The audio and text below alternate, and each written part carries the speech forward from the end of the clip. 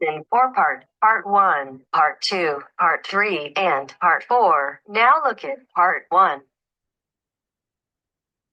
Part 1.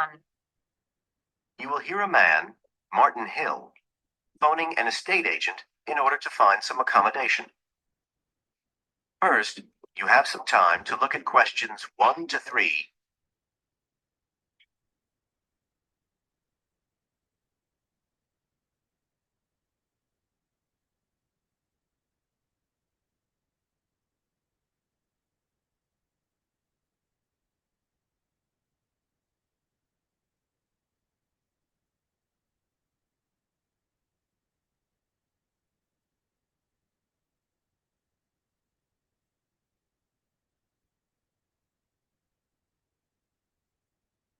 Now we shall begin. You should answer the questions as you listen, because you will not hear the recording a second time. Listen carefully and answer questions 1 to 3.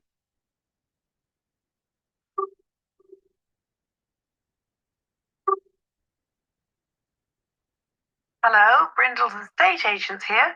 How may I help you? Oh, good morning. I'm ringing to see what flats you have for rent at the moment. Right.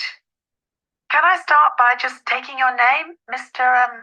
Hill. Martin Hill. Right. And are you looking for a flat for yourself or, a family, perhaps? Well, it's for 3 of us. Myself and 2 friends. We're going to share together. I see. What about employment? Are you all students? Oh, no. We've all got full-time jobs. 2 of us work in the central bank. That's Chris and me. And Phil, that's the other one, is working for Hallam Cars, at the factory about 2 miles out of town. I'll put you down as young professionals then. And I suppose you'll be looking for somewhere with 3 bedrooms? Yeah, at least 3. But actually, we'd rather have a 4th room as well, if we can afford it. For friends staying over and stuff. Is that with a living room to share, plus kitchen and bathroom? Yeah, that sounds good. But we must have a bathroom with a shower. We don't mind about having a bath, but the shower's crucial. Okay, I'll just key that in. And are you interested in any particular area? Well, the city centre would be good for me and Chris, so that's our first preference. But we'd consider anything in the west suburbs as well, really. Actually, for Phil, that'd be better, but he knows he's outnumbered. But we aren't interested in the north or the east of the city. Okay, I'm just getting up all the flats on our books. Now you have some time to look at questions 4 to 10.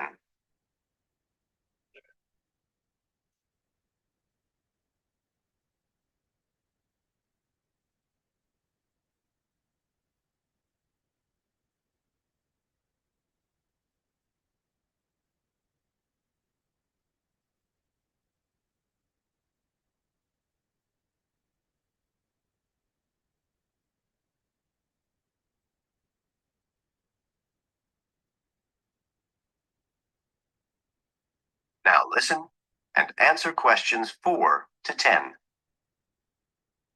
Just looking at this list here, I'm afraid there are only 2 that might interest you. Do you want the details? Okay, let me just grab a pen and some paper. Fire away. This first one I'm looking at is in Bridge Street and very close to the bus station. It's not often that flats in that area come up for rent. This one's got 3 bedrooms, a bathroom and kitchen, of course, and a very big living room. That sounds a good size for you. So, what about the rent? How much is it a month? The good news is that it's only £450 a month. Rents in that area usually reach up to £650 a month. But the landlord obviously wants to get a tenant quickly. Yeah, it sounds like a bit of a bargain. What about transport for Phil? Well, there'll be plenty of buses, so no problem for him to use public transport. But unfortunately, there isn't a shower in the flat. And that location is likely to be noisy, of course. Okay. What about the other place? Let's see. Oh, yes. Well, this one is in a really nice location, on Hills Avenue. I'm sure you know it. This looks like something a bit special. It's got 4 big bedrooms and, there's a big living room. And, oh, this will be good for you, a dining room. It sounds enormous, doesn't it? Yeah, it sounds great. That whole area is being developed, and the flat's very modern, which I'm sure you'll like. It's got good facilities, including your shower, and of course it's going to be quiet, especially compared with the other place. Better and better. But I'll bet it's expensive, especially if it's in that trendy area beside the park. I'm afraid so. They're asking £800 a month for it. Whoa, it sounds a lot more than we can afford. Well, maybe you could get somebody else to move in too. I'll tell you what, give me your address and I can send you all the details and photos, and you can see whether these two are worth a visit. Thanks, that would be really helpful. My address is flat 5.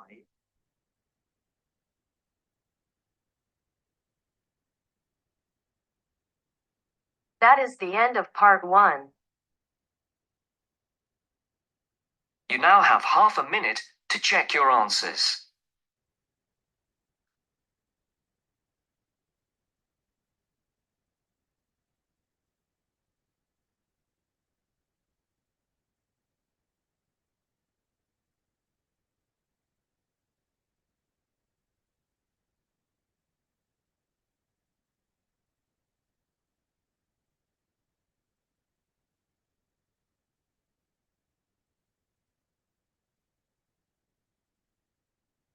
Now turns to part 2. Part 2. You will hear a tour of a newly renovated health club. First, you have some time to look at questions 11 to 15.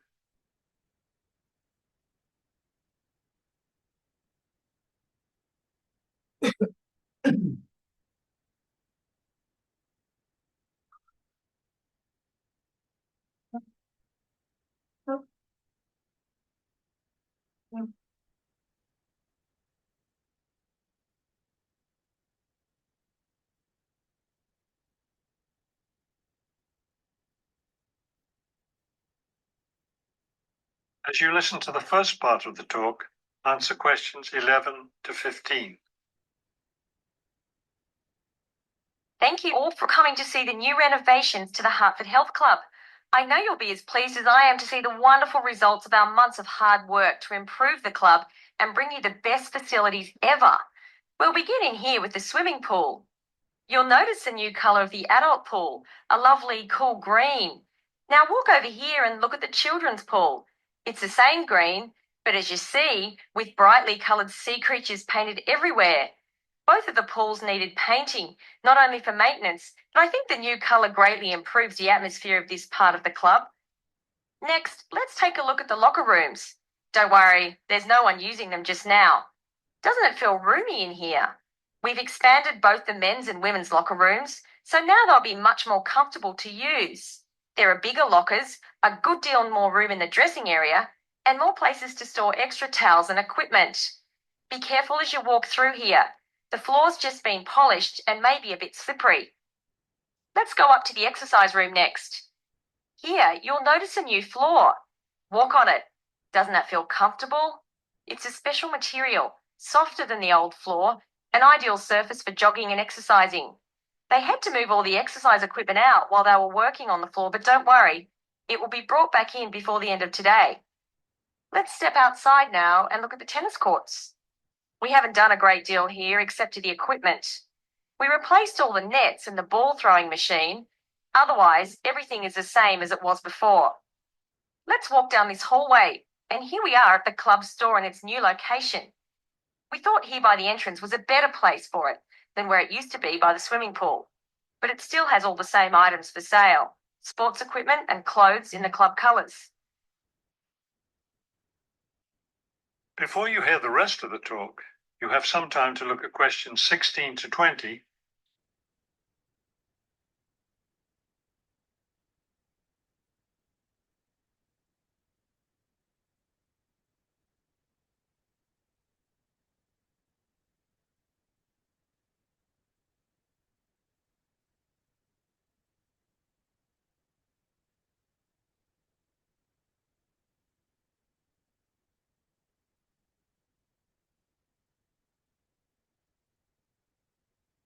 Now listen and answer questions 16 to 20. We're excited about the upcoming activities and events to take place in our newly renovated club. Now that the pools are ready for use again, swimming lessons will begin tomorrow for both adults and children. If you haven't signed up yet, you can stop by the office before you leave today and put your name on the list. If you're a tennis player, you'll be interested to hear about the tennis competition coming up on Wednesday. Players from different clubs all over the region will be participating. If you'd like to watch the event, tickets are available in the office. Also, I want to be sure you all know you're invited to our club party coming up next weekend. We're celebrating the completion of the renovation work, and we have a lot to celebrate. The entire renovation project was finished in just 9 months. That's 3 months less than the 12 months we'd originally planned on. We're proud of that and proud that we came in under budget too. Because we've had such good results with this project, we're already planning the next one. We already have 2 indoor pools, and next year we plan to install an outdoor pool right next to the tennis courts. Details of these plans will be made available to all club members soon. All right, I think we've covered just about everything. Are there any questions?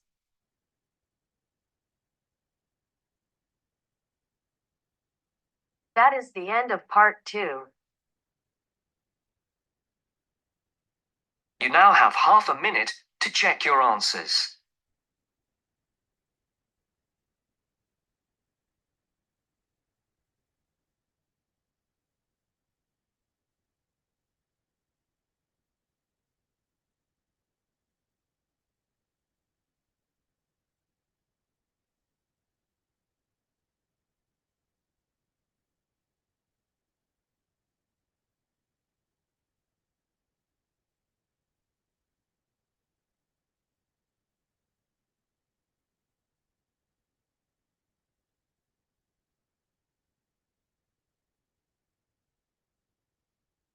Now turns to part 3. Part 3. You will hear a lecture about the history of the tomato. First, you have some time to look at questions 21 to 25.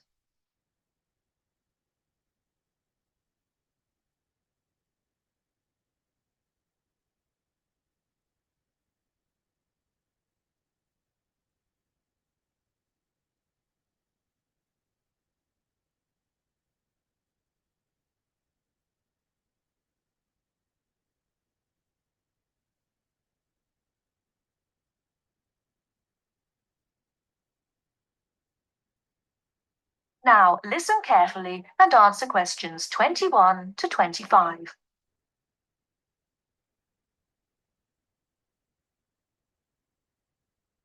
The tomato is a popular vegetable, which figures in the cuisine of many countries around the world.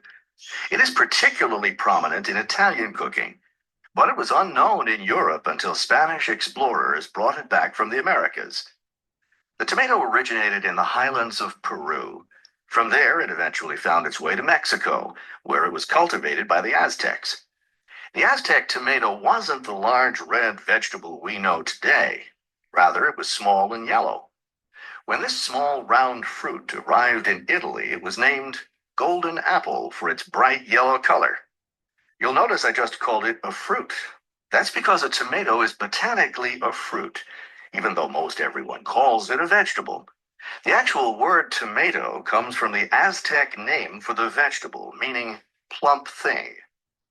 The tomato arrived in Europe in the 1500s and quickly became a popular food in Spain and Italy. In the late 1600s, the Italians began publishing recipes that used tomatoes. The British, however, had a different attitude toward the vegetable. It was grown as an ornamental plant in Britain in the 1600s, but it wasn't eaten because it was thought to be poisonous. It wasn't until the 1700s that tomatoes became part of the daily diet in Britain.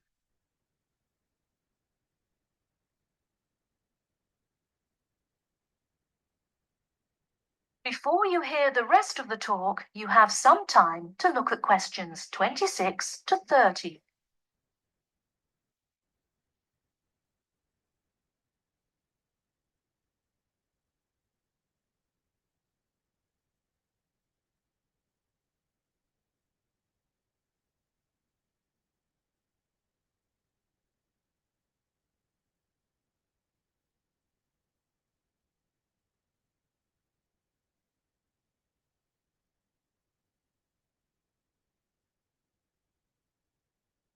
Now listen and answer questions 26 to 30. In the United States, tomatoes were also used as ornamental plants rather than as food for a long time. This attitude began to change in the 1800s. In 1806, a gardener's calendar mentioned that tomatoes could be used to improve the flavor of soups and other foods. Thomas Jefferson did much to enhance the tomato's reputation as a food. He first served tomatoes to visitors at his home in Virginia in 1809. Then in 1820, a man named Robert Gibbon Johnson decided it was time to discard once and for all the idea that tomatoes were poisonous. To prove his point, he ate 1 kilo of ripe red tomatoes in public. 2,000 people gathered to watch this feat, which took place on the steps of the courthouse in Salem, Massachusetts. Amazingly enough, Johnson survived this stunt. The popularity of the tomato as a food began growing rapidly. Soon people all around the country were eating tomatoes. By the 1830s, American newspapers and magazines were publishing thousands of tomato recipes. However, all those recipes involved using tomatoes in some cooked form. Tomato salads and sandwiches were still unknown. It wasn't until a century later, in the 1930s, that it became popular for people to eat raw tomatoes. That is the end of part 3. You now have half a minute to check your answers.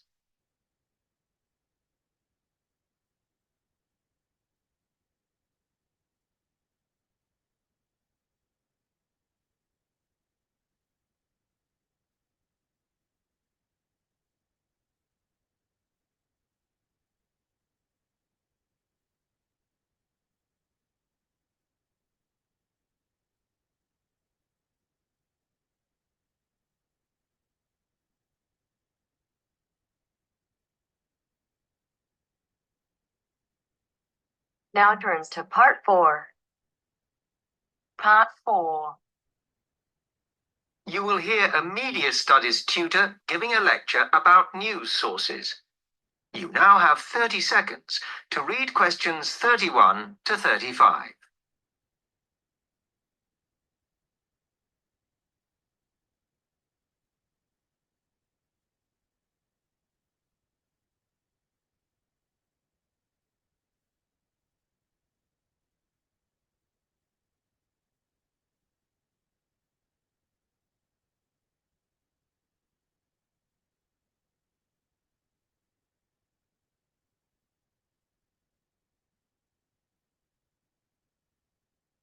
Okay, and now many of you will have heard about the predicted death of newspapers as people increasingly access the TV and the internet for their news. Today, I want to look at the USA, which has very advanced news sources, to see if this is actually true. In the USA, the main news sources without doubt are TV, the internet, and the press. That is, traditional newspapers. And although they are each surviving and growing, they are also changing. Obviously, TV news has been around for a while, and the early evening bulletins when people get in from work are very popular. I suppose we traditionally think of the morning newspaper arriving on our doorstep with the daily news. Interestingly, this is not borne out by the statistics, which show that readership in the U.S. is much higher when people have time to relax, when they're not working, especially on Sundays. The internet is also a popular weekend activity, but shows no variation with weekday access. So people are using the different sources in different ways. Interestingly, local radio has been hit less by the grip of quite strong local newspapers than by the internet, which is seen to offer a better regional service. But just because the internet is seen as the new force in news media does not mean it is dominant. Television has, of course, been global for a while, But now, technological changes, which have fueled the rise of online news, have also allowed newspapers to print and distribute editions across the world. In fact, Internet news, which is seen as the big competitor for traditional markets, does not offer that much variety. Often, the sources are the online versions of the newspapers, whereas television, in order to offer something different, has had to come up with a much more mixed bag of reporting, from hard news to light reports on celebrity events. Another issue is reliability. The internet is virtually unregulated, so anything can be reported there, whether true or not. Journalists on newspapers have fought a long, hard battle to fight intervention and to retain the freedom of the press. Television, however, is seen as critical to political power and has become subject to harsh controls about what it can or cannot say. You now have 30 seconds to read questions 36 to 40.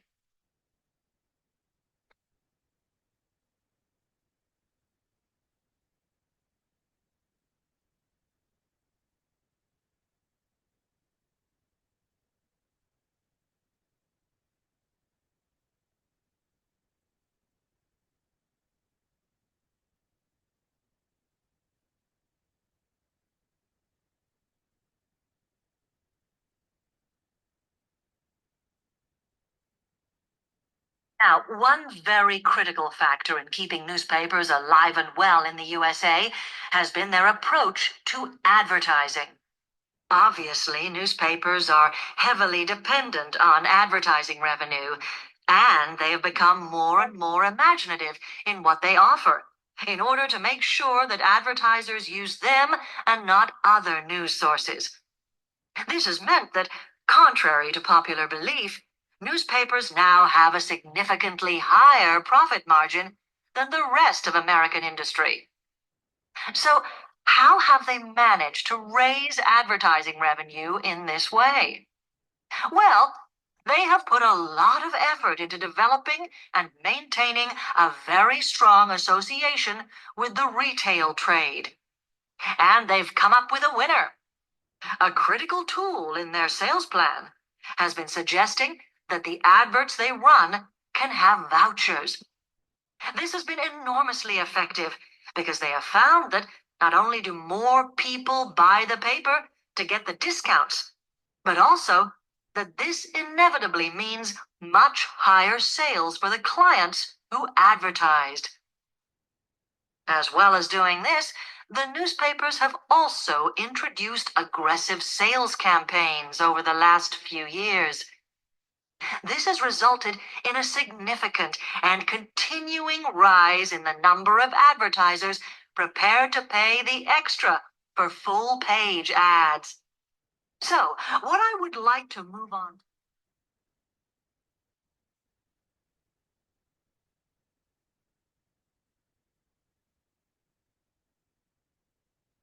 That is the end of part 4. You now have half a minute to check your answers. Our hearts